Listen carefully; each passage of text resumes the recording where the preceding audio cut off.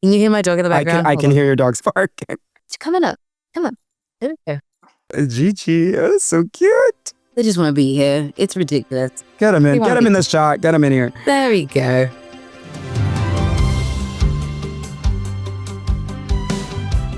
Welcome back to Wicked, the official podcast, your all-access pass into Oz.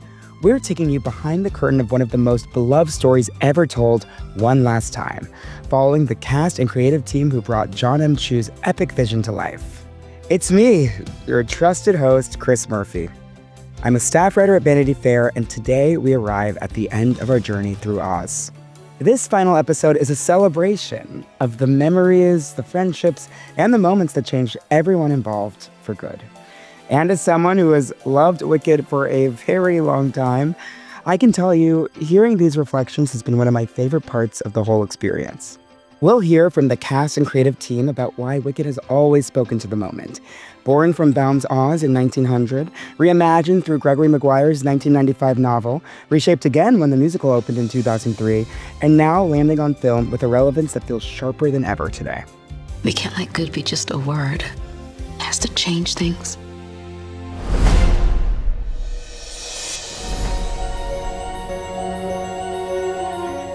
To begin, let's return to a moment that had every Oz fan leaning forward. The glimpse of Dorothy. The version we see and the version we don't. Here's director Jon M. Chu. I didn't want people to see Dorothy's face because I didn't want to see Dorothy's face. I was like, the moment you see Dorothy, they have so much weight in any story, let alone the Wicked story, that the moment you give anything, it is, unless you know them, like Bach connects into it. You don't know where the Scarecrow connects into it until later, so you're like, okay. And then you don't know where Dorothy gets. So anytime we actually had some shots where you got to see her face, and we all agreed that, like, let people have their Dorothy, whoever you want her to be. This is not about that. Yeah. And you get little fun tidbits, but you don't get that. We have a little bit more than Wicked the show, because it felt like the leaps were a little bit big. And I still think that's up for question. Like, how much can you show? We've tried to show, every time we showed too much of the Wizard of Oz story, it veered so quickly. So it was a very, very fine line. This way, dear. Bye, Dorothy. Bye, Dodo. It's just that one road the whole time. Take your time, hurry up, darling. We get to preserve the Dorothys that we grew up watching. Here's Ariana Grande. And tell a different story.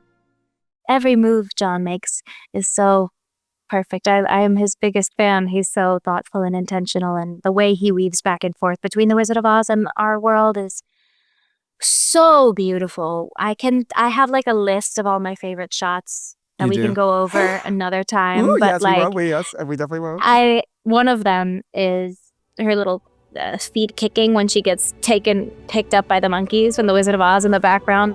I love that shot so much. It's so funny.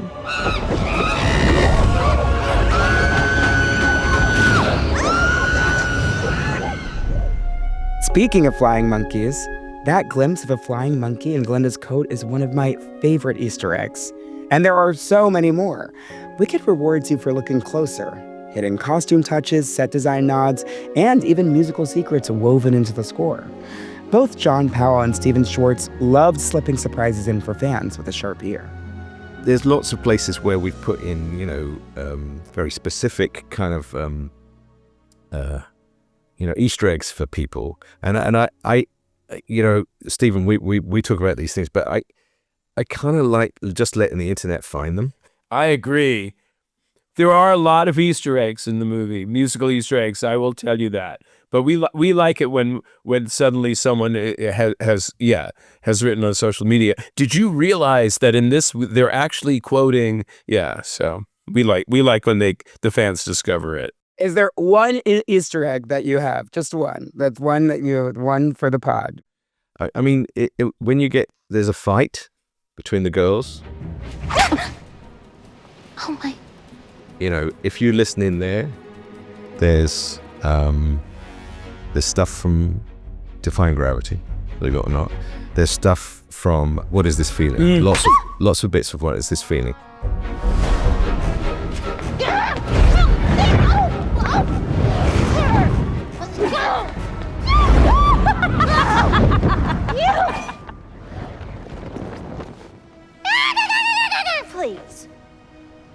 Where'd you get that?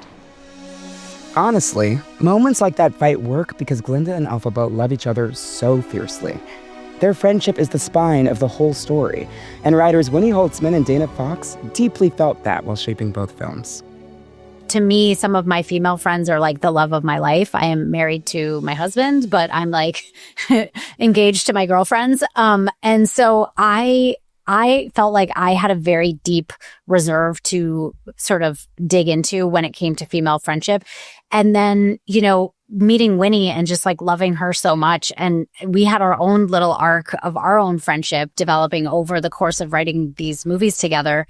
Absolutely. It was really special. It just felt really good to be able to channel what we both were feeling into it. And just trying to sort of make platonic love as complex as possible, because it really is complex. And, you know, for me, female friendships are the one place where like I'm not scared of my own mortality, if that makes sense. Yeah. A certain kind of friendship can give you the courage to make the kind of transformation in your life that we're talking about, that Glinda does. You know, it's all a lot of it is born out of her love for Elphaba. The fact that she's willing to take that look at herself. You know, it's just the times we live in when people can feel so isolated and there's so much loneliness, and there's a sense of our culture being a culture of loneliness and of isolation, and not to mention the discord and the ugliness at times, the brutality. You know, we have a kind of a culture of brutality. And so I think that's been part of the reaction to the first movie. And I hope that will continue in the second movie, because their friendship is certainly tested hugely, but it's strong, it stays. And the idea of a friendship that empowers you, that makes you feel stronger than you ever thought you could feel, you know, that gives you wings, you might almost say. You're the only friend I ever had. And I've had so many friends. But only one that mattered.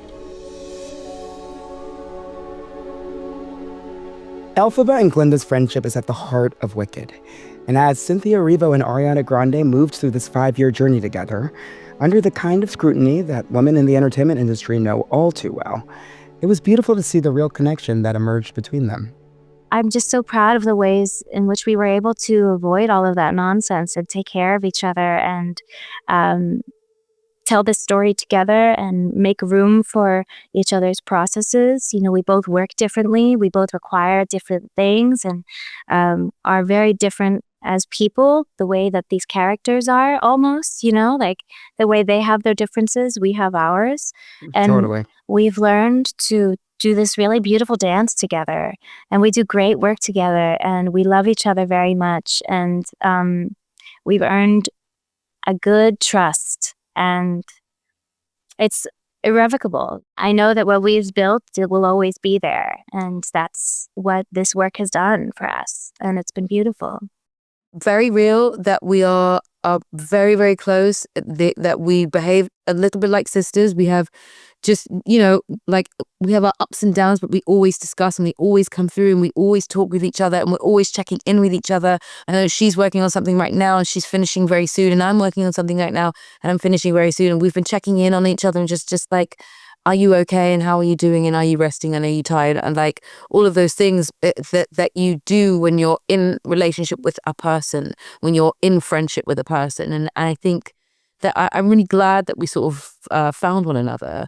I've said it before and I'll say it again, and it might get me in trouble, but I really don't care. I don't think this was meant to be any other person. I think that it was always meant to be her. I think that she is my Glinda. I think that is she was the right person for this. And I'm really glad that Jon trusted that the two of us were meant to do this together.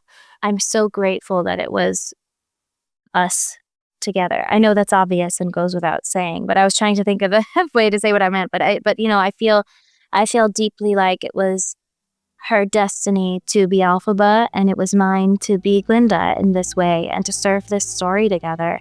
And our working relationship and our friendship have just been extraordinary. We've been very dedicated to taking care of each other and doing the work that is necessary to maintain a comfortability and a trust with each other in an environment where the stakes are so high. And I will be forever gratefully, happily, thankfully intertwined, always.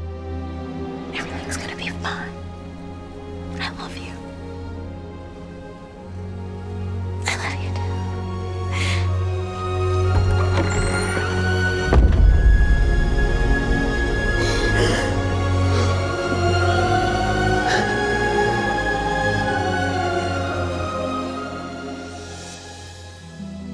A huge part of what makes Wicked soar is the community that formed both in front of and behind the camera.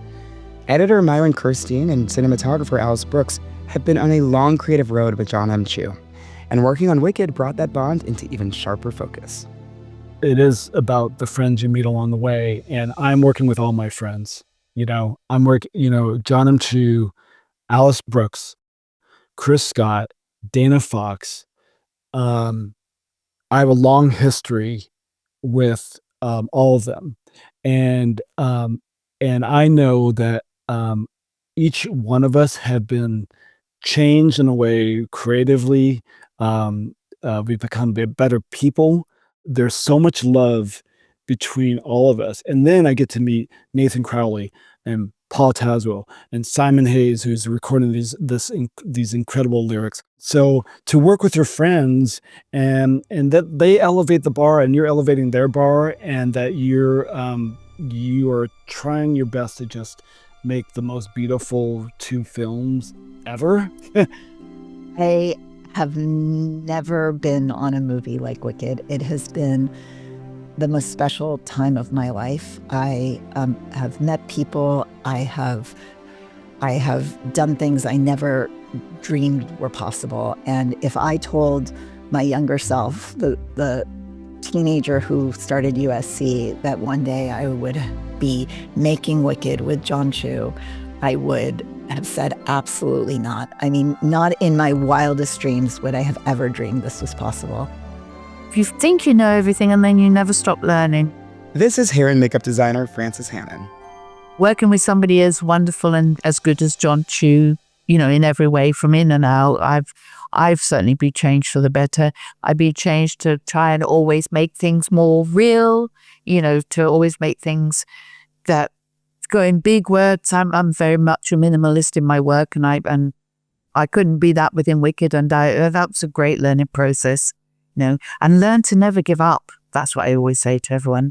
Never give up. You'll find that green one day. It just might be a long time coming, and you might have a heart attack from fear of not doing it. But it worked well in the end. So never give up is what I say. She's green. That idea of being changed by the people you work with really resonates with everyone on this film.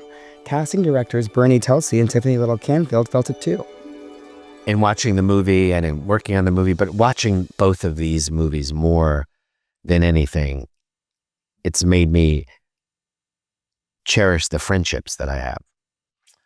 We have everything else happening in our worlds, our careers, our families, but it really made me think about the friendships. My friendship and collaboration with Bernie, that, as you've said, is over 2 decades long, to work on this specific one that is about people who are really different, but also the same. I really feel like our collaboration is something I'm going to always be grateful for. And as well as getting to be a real part of this family with Marc Platt and Jon Chu and the cast and all of the creatives, Alice and everyone, like really, and Nathan, everyone. It really feels like a family, and like we're saying something that needs to be said right now in this time. And I'm just really, really grateful to be reminded that it's the relationships that give us the strength to do this. After the break, We look at why Wicked keeps finding us at exactly the moment we need it, and what the cast and creators see in its message today.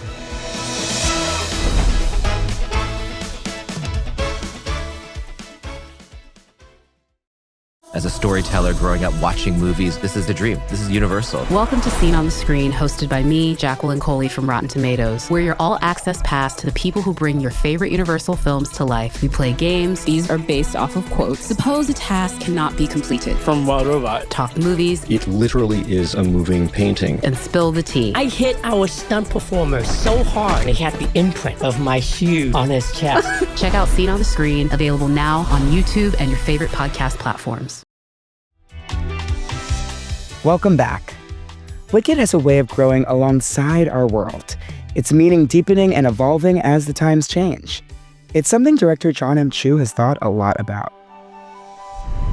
It's crazy. Every day it becomes more and more relevant, and that has been a surprise, not fully intentional. I mean, obviously we're in a state of mind in that, and we're trying to reflect some of that, but these warnings have happened in the same way Animal Farm or 1984 or 2001. Like they're all fables that survive for a long time. And so that even looking back at the movie, even though this was written before, and even though the show itself was written even longer than that, 20 years before, even now looking back from what we did a year ago, you're like, whoa. Jon often raises the question, once you know the truth, what do you do with it? And I think that's something that everyone is being asked right now in the world. And these movies, these books, these movies, The Wizard of Oz and Gregory Maguire's Wicked and all that, they've always sort of been a very fantastical commentary on what's wrong with the world. But it's never felt more applicable or relevant than right now. But also we were saying that about the musical when it came out. Yes, we were.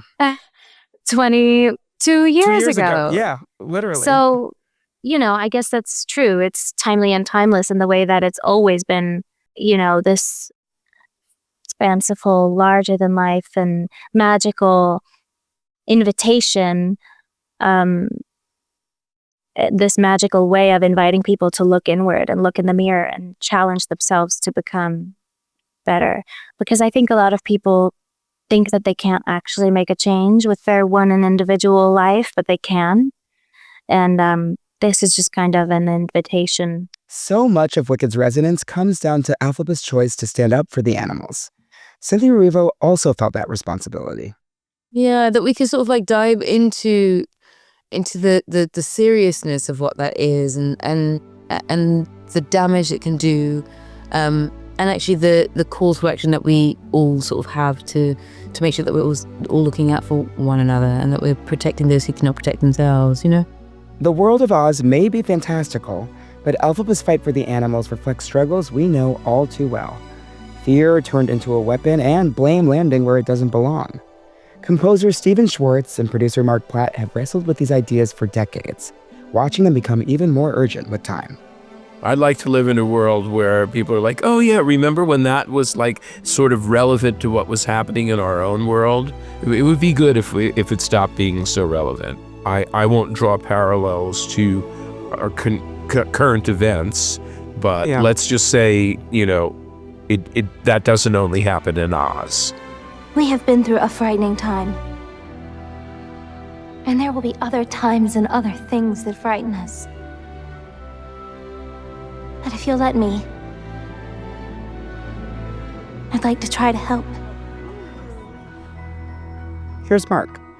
Wicked, the musical, was written 25 years ago, and even though there's additive elaborations in the film, most of it was created many years ago, and a story becomes kind of timeless and classic because it does the thing you just said, which is it reflects the world we're living in, no matter what time we're living in the world. It's like a great fairy tale, and Frank Baum's Wizard of Oz was a great fairy tale, great American fairy tale. Totally. One of the, if not the great American fairy tale. And like all other fairy tales that sort of still resonate for young folks today, it kind of, you find things that you relate to in your life. Maybe when you experience Wicked when you're 10 years old, you relate to it on one level. And then when you're 18, a different level. And then, when you're 30, even a different level, either because you've changed, you've matured, the world has changed, politics has changed, culture's changed, technology's changed. There was a pandemic. There was a period of time during that where it felt like we were talking. Glinda gives a speech about being through a terrible time. And it was like, oh my gosh, she's talking about the pandemic. So I think it's the great metaphor in it, and the great, the story that Stephen and Winnie created off of Gregory's novel, it holds in its metaphor a reflection of the world we're living in. It's a combination of sometimes history repeats itself and things happen over and over. So it's bound to reflect that. And it somehow taps into the human journey. We've all felt like an outsider at some point in our life. Even the most popular, there has to be a moment where you felt slightly on the outside. And for some, it's how they've experienced much of their life. Don't do this. Please. Keep moving. Don't leave Oz. Join with me. Help me fight the wizard. There's aspirational qualities to characters who are popular and funny and beautiful, but also who speak truth to power and have that courage. And there is that connection, ultimately, that the story's about. That love, that friendship, the crossing of a bridge from people who live on very opposite sides of a bridge and are able to cross it and find that kind of connection is what all of us as human beings in the great human landscape desire and aspire. We all want to feel connected. Nobody wants to be alone. And that's, and even if we're very different, that we learn to see each other through our hearts and souls and the character of the heart and soul, not from the outside, and that we find that connection. I don't think that will ever change. For everything Wicked says about power, justice, and friendship, its impact is ultimately measured by the people who carry it with them. And across 2 decades, this story has gathered a community.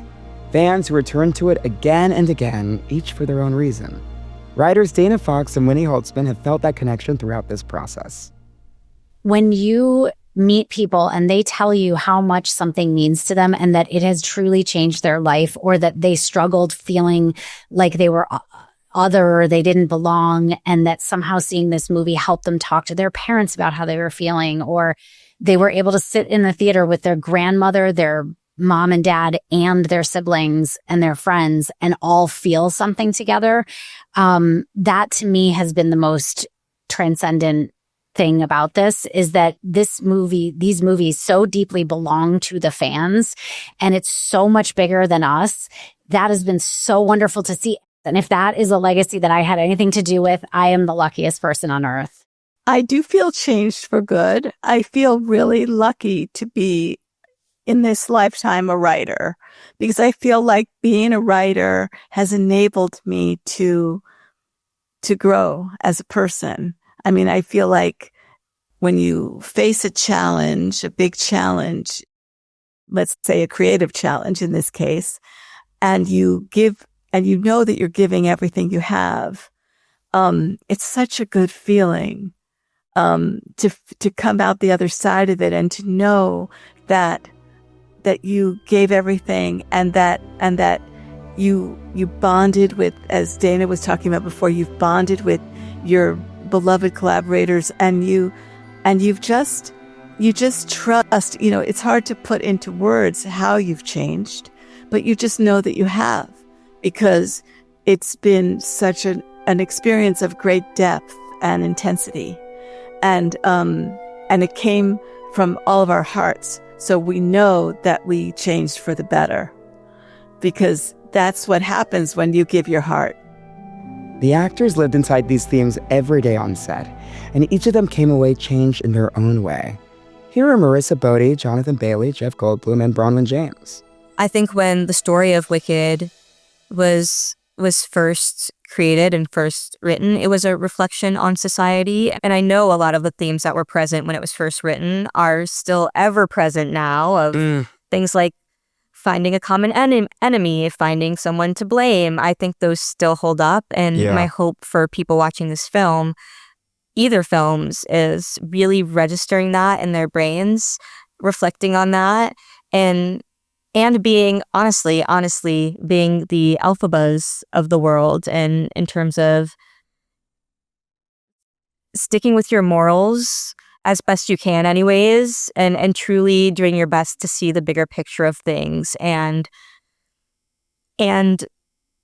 willing to fight for those that voices aren't heard, or maybe their voices are being muffled, or their voices are quite literally, as we see to the animals in the story and in the film, being taken away.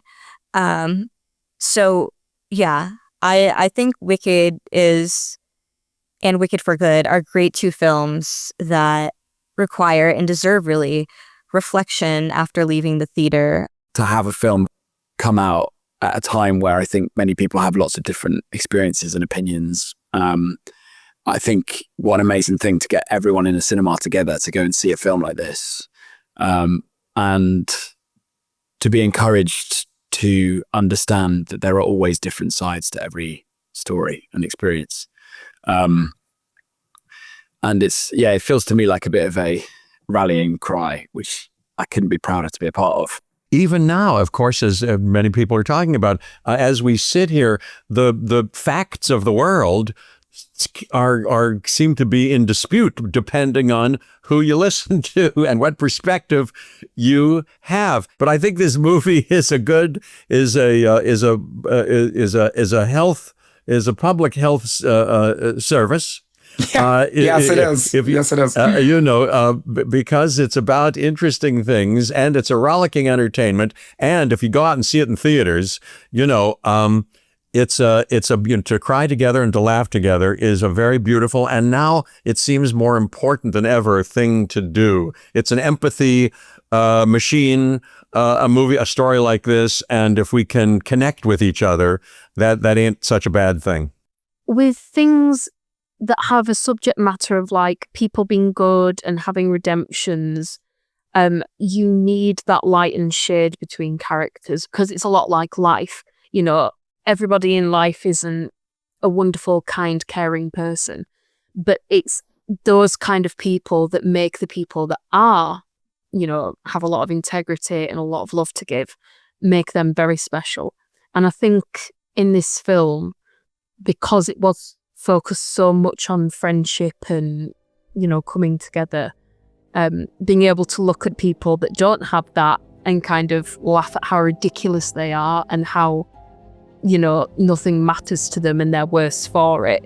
I think that definitely kind of hammers home the message. Wicked may wrestle with sweeping, timeless themes, but at its heart, it's an intimate story about two people finding each other and finding their way. And if the first film dazzled with its scale, Wicked for Good draws us in closer. Cinematographer Alice Brooks infused that intimacy into the way she shot For Good. When you get the script for Wicked, there's this immediate desire, there's this immediate feel like, okay, we need to wow people. It needs to be this bigger than life experience. But what I love about Jon Chu is he chose to be very simple with this movie and had restraint. And we didn't just do things to do things. All our choices came from the inside out. And so in this movie, in For Good, we linger longer and are still and quiet. And even with Elphaba flying, there are moments where she's just floating on her broom high above Oz. The wind's hitting her, and we just gently move the camera around her as she's observing what Oz is from above. And I think that's what makes For Good and Wicked such a timeless movie is we had restraint and simplicity, and we honored the story. We honored this relationship between the women. I'm so grateful that you get to see all of the colors of both of these women. And, I think that people maybe left Wicked Part 1 thinking, oh, Glinda's actually the bad guy. And that's just not the case. And it takes people time to ultimately become who they're destined to be.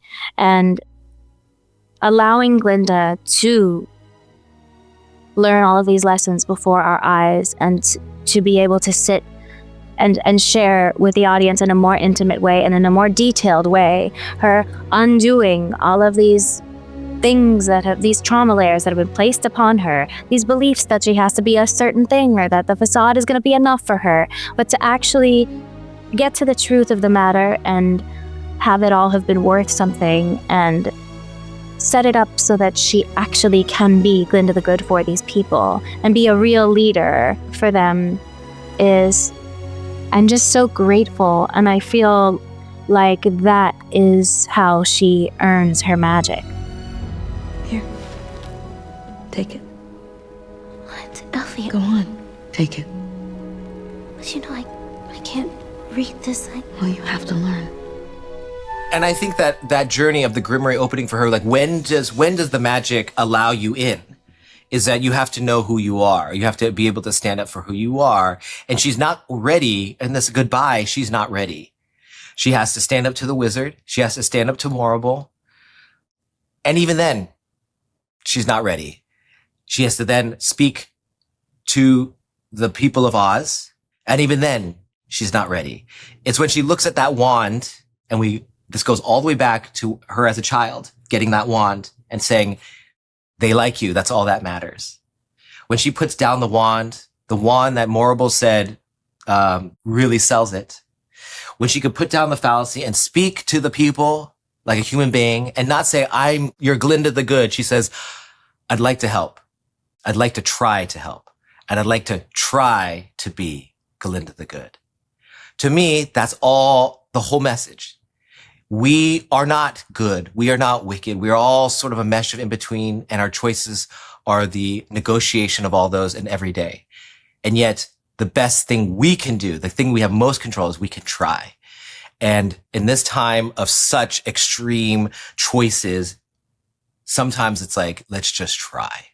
Let's just try. And I think it's then that she's released of this. It's then when she can go up onto the attic and go onto the ends of where it all started in Defying Gravity and see the true rainbow, and hear the rain in the distance and appreciate what Elphaba, the gift, the handprint on her heart, the true gift that she gave her is this freedom to be who she really is. Then the Grimoire can open. Then she has magic. And for Elphaba to walk into the unknown, to me, was not just walking into a desert. It was, she is now on the road to the future, which can be whatever she wants it to be. So we really wanted that to feel like she gets to make her own story. The film's ending rests on a single gentle moment, a sunset, a whisper, a lifelong connection. Jon M knew from the instant it happened that it belonged at the very end of Wicked for Good. That's the one shot I protected the whole way, because it happened so naturally. The sun was setting. They were just sitting there. It was not planned. I asked him to do it. And she actually whispered her something, and I don't know what that is. And the fact that the reaction from Elphaba was so sweet, and they were so sweet about it. And she had her white, it's not a white hat, but it's her white hood and the thing. It just matched perfectly. It was just one of those moments of like, that's what I want to remember. And it's because of the people before us. That's why we're here. And I wanted to make sure everyone knew that was the seed that allowed us to make this movie always and forever. And we will never forget that. You know, I'm going to ask you what you whispered to Cynthia in that moment. I can't tell you. I knew you were going to say that. And that's okay, but I have to ask. Okay, you asked, but I can't tell. Yeah. But talk to me about filming, about that day. It's such a beautiful, that day and that button, that little moment, because it's perfect. It's perfect ending to the film. I think so too. I was so happy. I thought that he was going to do that, but I was so happy when I learned that he actually did it, because there were a few things that I know he was kind of tinkering with. But I just think it's such a gorgeous way of putting the button on it. Filming that was so beautiful. It was actually really emotional. There were all of these deer jumping over the like a horizon, and I was like, "Is this the Lion King?" It was like a really crazy, extraordinary day. I like the sun was perfectly setting, and we only had a few minutes to get that shot, and yeah, it was just a beautiful moment. I'll never tell anyone what she whispered to me. I knew you would ever. say that. I knew you were going to say that. But strangely enough, we filmed it on a day where we were filming the first movie. So we had this day where we filmed lots of sort of like outdoor moments with this group who were together. And I didn't know necessarily what it was for, but Jon, being a genius, knew that we wanted to see moments of them being together, being friends, being, a group of people who like cared about each other. And then there's that moment at sunset where they're all sort of like just happy and relaxed. And Jon says, just whisper in her ear. We knew we were going to do an homage at some point to the poster. We knew we were going to do that. And that moment sort of happens. And when I realized that he was going to put it at the end of this movie, I was like, it's perfect. It's perfect, It's perfect. It's perfect. Because essentially, they both know something that no one else knows, is what it is, yeah. Few people understand the emotional architecture of Wicked the way Marc Platt does. And as producer, he shepherded this world for decades. And the ending shot of Wicked for Good was no exception. I mean, it accomplishes a number of things, but wanting all challenge in how to end something that is so beloved. And like, any good story, you want to feel very satisfied, and particularly a sad story. You want to feel the bitter, but the sweetness of a journey you've been on. You want to feel fully satisfied. And if it's leaving you with a little bit more then that's okay too. That wanting a little bit more, that's okay too. Is that your way of saying there's not going to be Wicked 3? Is that? I'm not saying anything about anything. And after the break, we look back with the creative team as they say goodbye to Wicked and share how the story changed them for good.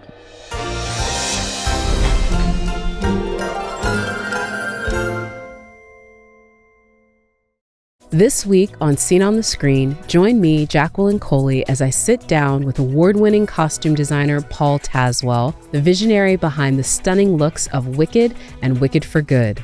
We take a closer look at two of the iconic costumes from Glinda and Elphaba, the subtle details you may have missed, and the Broadway shows that inspired Paul's love of costuming. Step behind the scenes of Wicked for Good and tune into Scene on the Screen, available on Spotify now. Welcome back. Closing the book on Wicked brings up a lot of emotion for the people who shaped it. For Stephen Aramis and Stephen Schwartz, it's the culmination of decades of work. For John Powell, an extraordinary chapter in a new creative partnership. I mean, it's very emotional for me. It's kind of the grand finale of, half of my life. I mean, I've been working on this show.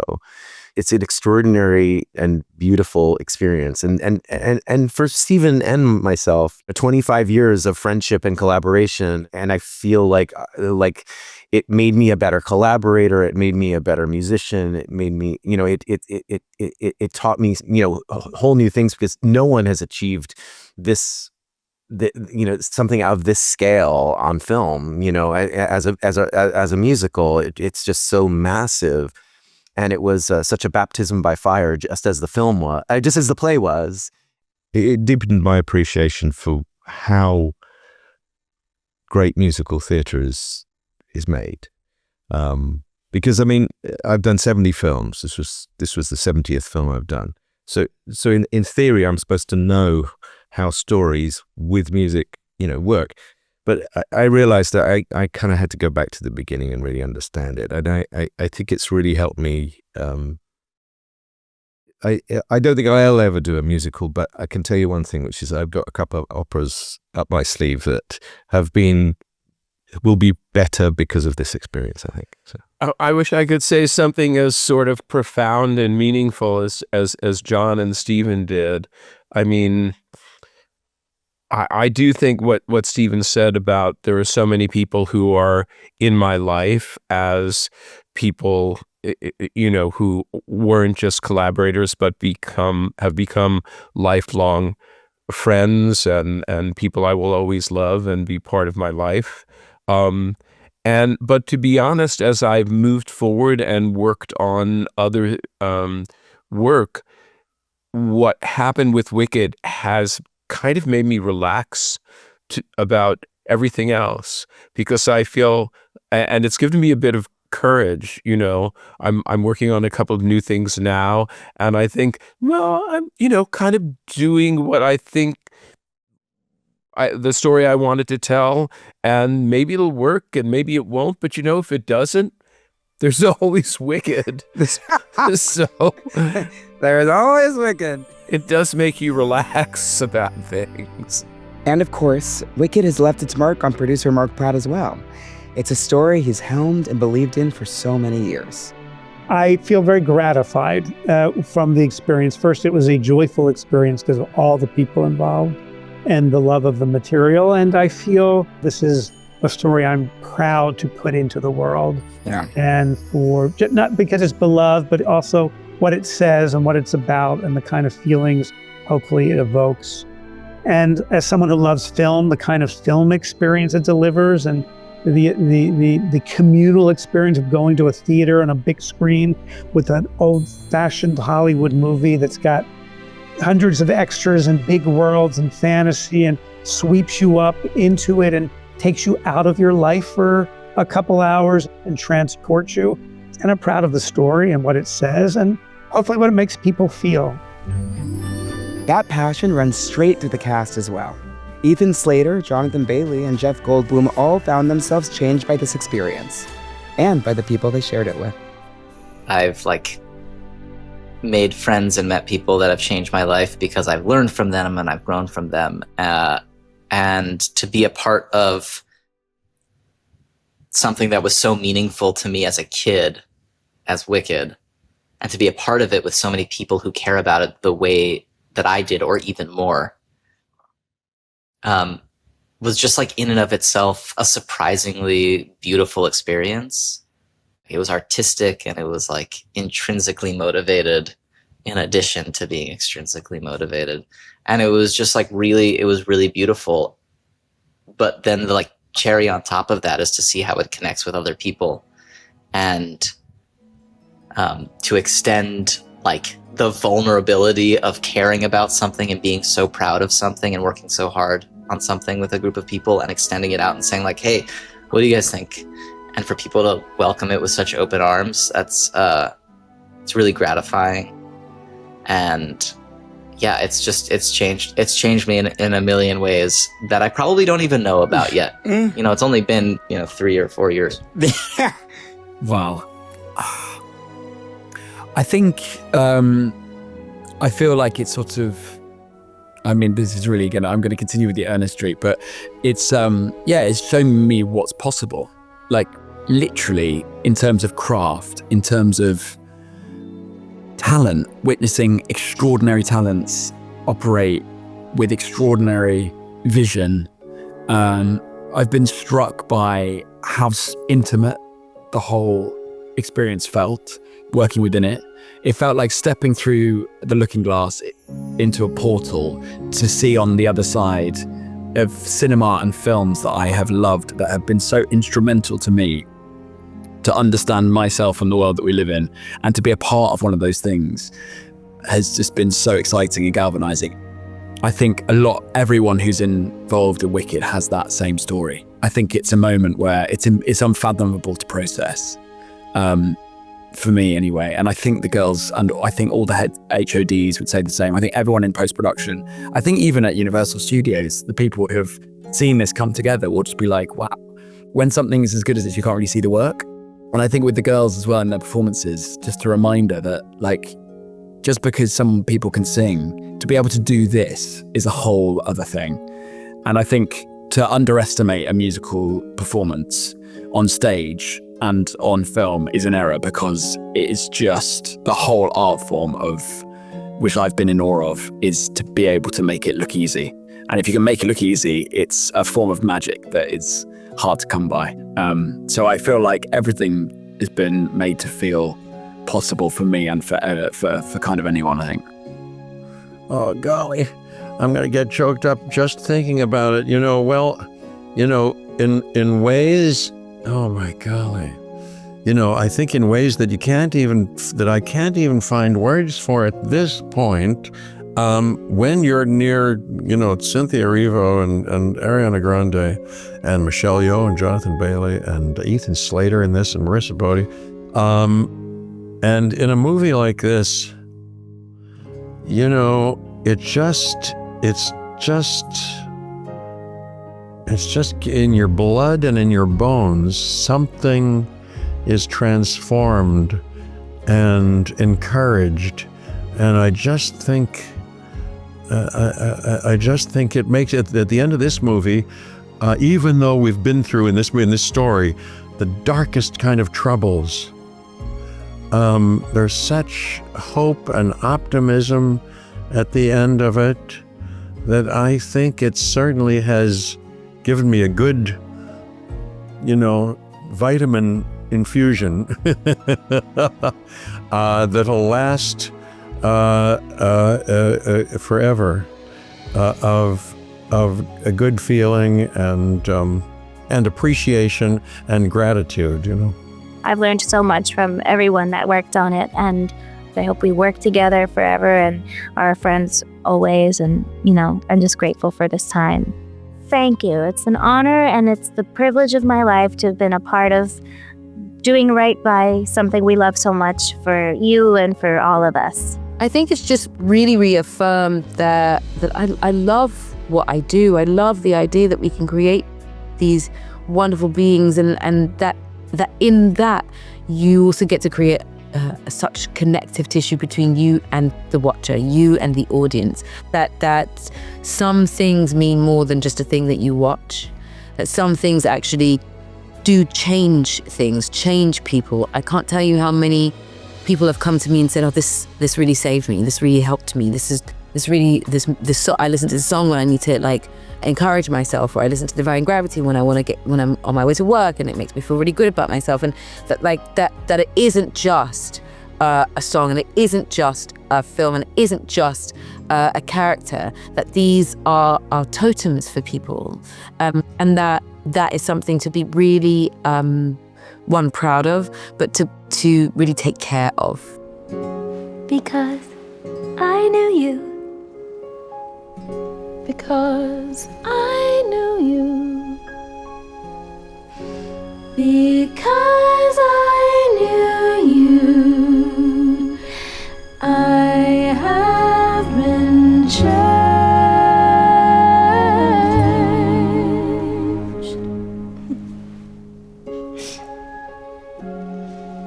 For good.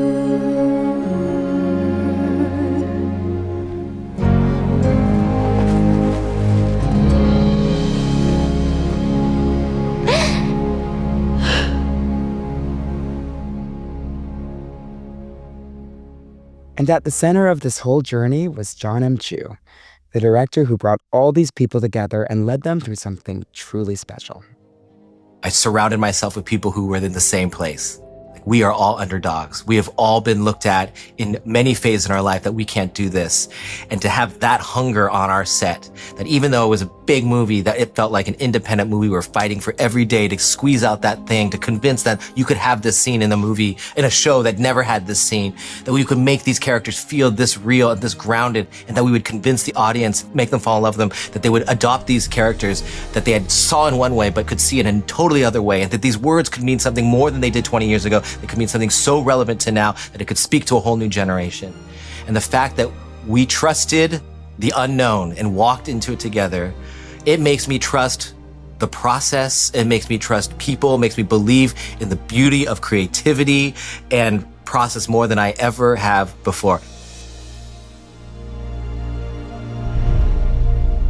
There's a lot of work that went into it, and we were tired a lot of the time, but we were overjoyed by how much we could make these characters real, and dive into them. And I like, this film could could be just like, you could glance at it and think, oh, it's just a bright, happy thing, but it really is something that is full of depth and heart and pain and joy, and these characters are all filled with life.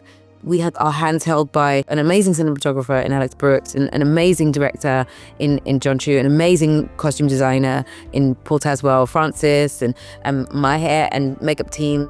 You know, a lot of hands went into this to really make it make sense and make it feel real and full. So you're having a real full experience. And, you know, we're constantly having a conversation about the sets being real versus the CGI. Now, that's not to say that Pablo did an incredible work. Those monkeys would not exist if it was not for Pablo. Let's just be like that's the truth. But we were walking into a fully realized set. There was a ginormous school with a river and a moat that existed. I was walking into a huge, beautiful tree house with moss and live plants and earth and a fire pit and a 4-poster bed that was made from the tree with a patchwork blanket that they'd gone to a patchwork maker to make. So such care went into all of this that I think a lot of people don't necessarily realize how detailed everything really was, but it was real. I'm just really proud of this particular part. I'm proud of the whole thing, but I don't know, there's something about this moment, this particular movie, Wicked for Good, that just is like has a piece of my heart, a real piece of my heart in it. I'm really proud of what we've done. I'm really excited for people to see it, and I honestly don't think that this is going to leave our lives for very long. I think this might be stuck with us for quite some time. But it's such a wonderful thing to be stuck with. I'm going to be forever grateful that this was and is a part of my life.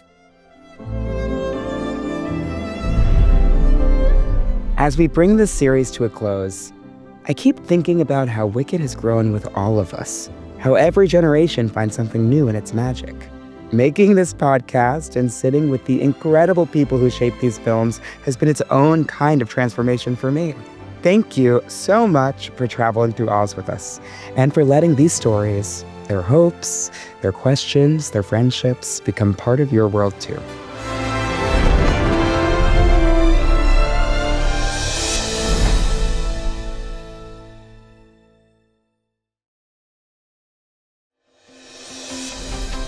The official Wicked podcast is a Straw Hut Media production in association with Universal Pictures and Vanity Fair, hosted by Chris Murphy. Video, soundtrack, and music from Wicked and Wicked for Good, courtesy of Universal Pictures. Produced and edited by Maggie Bowles, Ryan Tillotson, and Madison Cross. Mixing, sound design, and video editing by Silvana Alcala. Additional graphics by Ali Ahmed and Ana Claire Munoz. Production assistant Ashley Kane. With special thanks to our partners at Universal Pictures: Nicole Quinqua, Jennifer Chamberlain, Holly Vandervoort, Dean Smith, Madeline Marfis, Madison Fishman, Samantha Duarte, Katie Malley, Abby Holmes, Nikki Walsh, Marissa Mahoney, Allie Grove, and Vanessa Nakara. Thanks for listening. This has been the official Wicked podcast. Until next time, take it easy. He wants to go on a walk. Wearing a green sweater that's actually perfect too. Yeah. Oh my gosh. Oh my gosh.